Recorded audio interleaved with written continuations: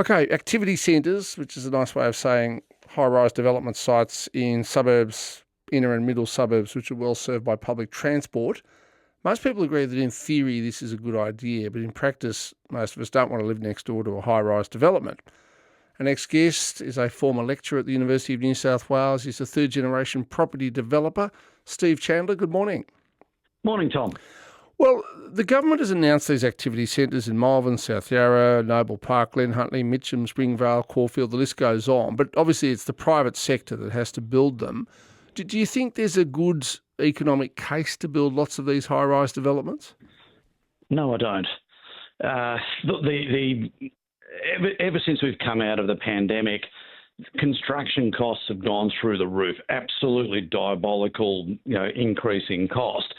And what that's done to us who work in the development industry is it's absolutely made it almost impossible to make projects stack up, particularly Really? your high-rise. Yeah, high-rise is so much more expensive to build than low-rise because, you've got the big cranes and everything that's necessary. So it's diabolically expensive. So whilst the idea is, hey, look, we've got all this land that's now available for high-rise, it just doesn't mean it's going to happen now. Look, in 20 years' time, it might be okay, but we'll have to wait and see. But right now, there's only going to be pockets of it that are probably viable. Yeah.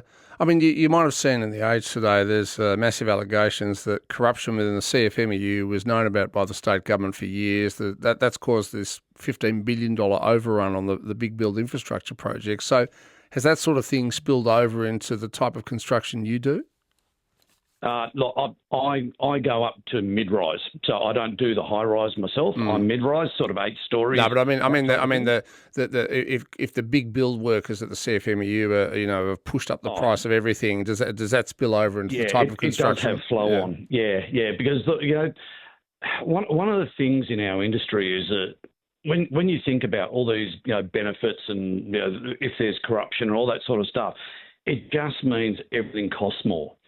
And, when you've got unions that, are accused of doing this, I'm not going to say anything other than that, but when you're accused of doing it and if it has if someone's shelling out cash to someone, it's got to be paid for. It doesn't grow on trees. No. It comes out of someone's pocket and that's revenue that we've got to get from the customer. So you say you're a specialist in low rise. Like how tall or how many stories is low rise?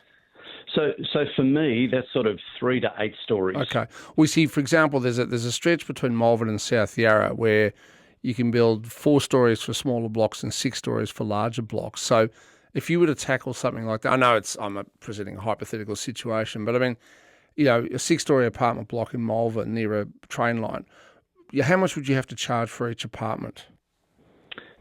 Without doing the research on the area, it's really, really hard to say, Tom. But it's a matter of, like, when you look at construction, when you get to 25 metres in height for a building, when you exceed that, basically your costs go through the roof. It becomes far more expensive.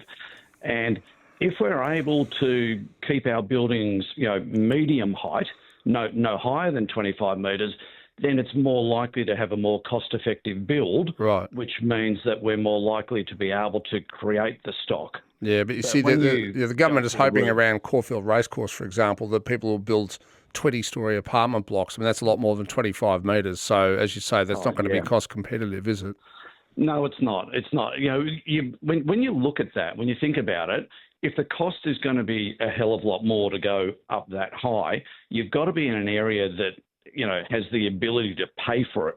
So you're looking for the higher quality suburbs, the ones that people have got money. So the richer people of the area, they're the only places that those type of buildings are really going to be able to be developed at the moment. Well, thank you. And of course, the state government said, this will be make more housing for first home buyers and that sort of thing. And it doesn't really sound like that's what's going to happen.